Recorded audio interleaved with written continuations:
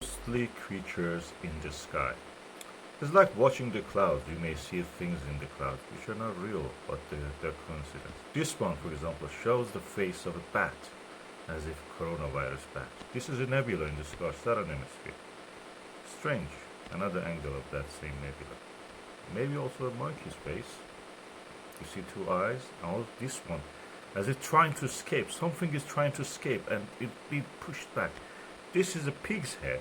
They call it prawns or seagull's head, but this is like a pig head, and the mouth you see zigzagging. This is a Godzilla's face, full of bright lights. This is a rat face nebula. I would call it this name. That's an interesting name anyway. This one is a lamb's face. You see that the lamb is the star eye. You see the eye of it there. The face of it is the red part near the top part. You can see it. It has a tiny mouth with little bit nostrils. This one looks mysterious, like a skull with two eyes looking. This one is praying. Two angels praying. Again, two angels praying. And you see tranquility here. Peace.